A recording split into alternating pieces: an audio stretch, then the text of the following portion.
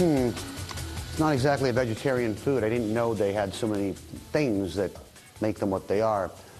Internal organs aside, oysters are delicious and they have no eyes, which makes me an consummate animal lover, feel a little bit better about eating them.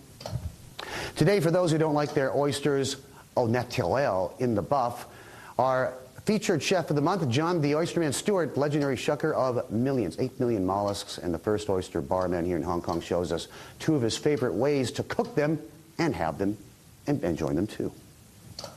Now there you have it, pearls of the Pacific or whatever ocean in their full gloriness, creamy, delicious, and ready to consume. Some purists might say that's the way you eat them, right out of their natural habitat. I'm with John the Oysterman at Bentley Seafood and Oyster Bar right here in Soho, Hong Kong. When I was young, we lived. I grew up along the Pacific Ocean on the coast. I lived in coastal towns, and Dad and I used to go during the low tides and just catch them, and he'd open them. He didn't use your knife. He used a screwdriver. That's where I got the idea of a screwdriver. Anyway, whatever's in the toolbox. And we would take them, and we just eat them right there. Yeah. We just give them a fling, get the little bits of shell out, and just kind of like that. It was really, really delicious. Is it okay to eat them like that? Oh yeah, you can have them basically as it is, natural. I mean, and then eventually a lot of people use a lot of lemon, black pepper, and then we also have a cocktail sauce that can go with it. I mean, you can create basically whatever you like. Yeah, but I would think the best way to have oysters is the way you had it.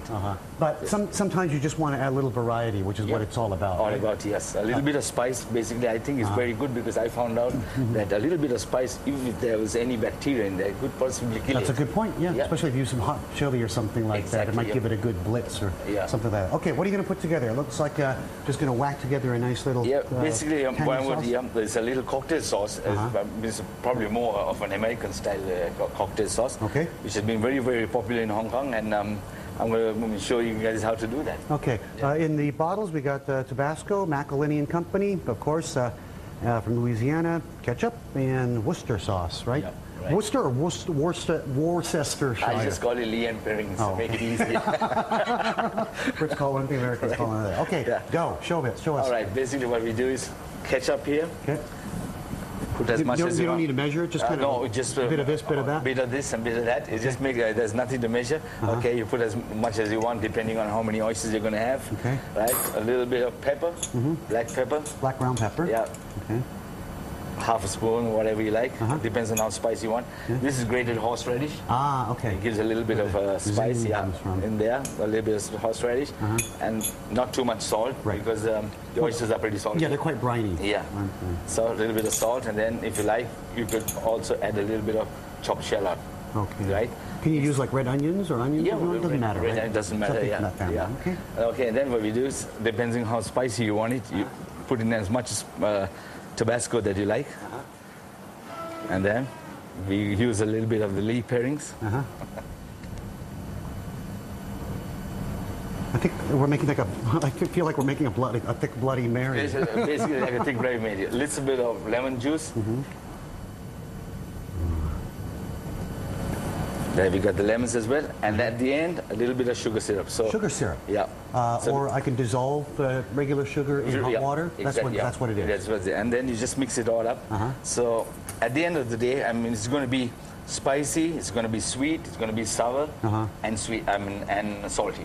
So you've got all the tastes in there. All the tastes in there, and this is where you're going to have to mix it properly, so you get all that together, and then it basically will hit you right good when you eat it. Yeah. So just whack it by hand? Yeah. No need to throw it in the blender or anything? Oh, no, like that? nothing. No? That's it. You want some texture, right? Yeah.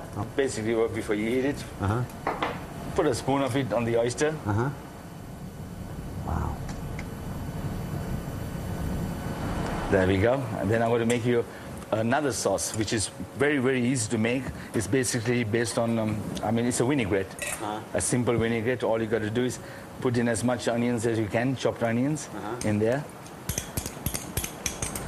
This one will be tangier, right? Not as sweet. Not as sweet, yeah, a little bit. You got to use a red wine vinegar here. Red wine vinegar. Red wine vinegar. Now, what if I don't have that? Can I use white, or is it not the same? You can use white if you like to. Yes. Malt. Yeah, malt vinegar as well. You could use rice vinegar. Not rice vinegar. Not rice. No, that'll give a funny taste. Yeah, it does. So you put a little in there, and then you go in a little bit of pepper, and if you like, Also, I would recommend a little bit of sweetness in there as well.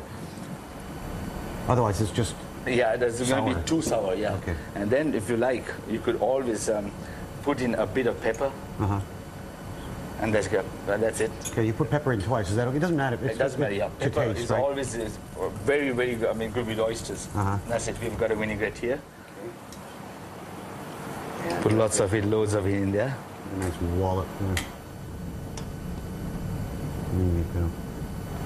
There we go. That's how it is. Now, I need a fork here. Do you have a small? Yes, I do. Yeah. Tiny little fork. We got homemade John the Oyster Man's homemade cocktail sauce right here. Oh man, that's an oyster. What kind of oyster is this? That's the Australian Bay oyster. It's a very substantial oyster. Oh yeah, sure is. Nice.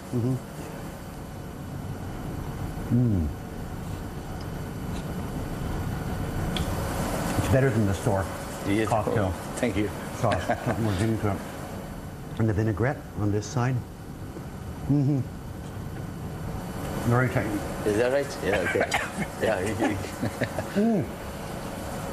I can taste and smell. Yeah, and the vinegar basically, balances the saltiness of the oyster. So that's why we use a lemon, so you can just slurp it down, and you feel really, really.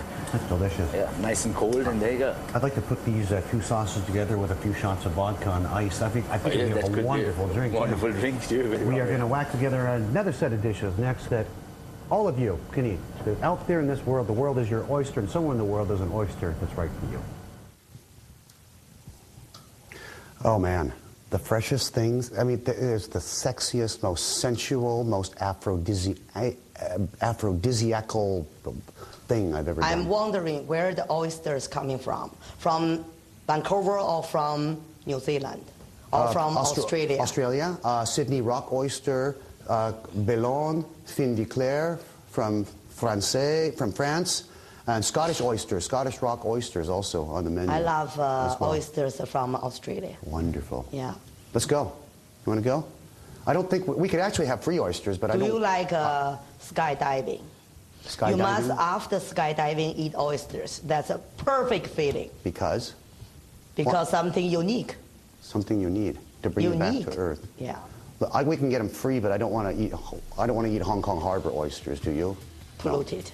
No. Okay.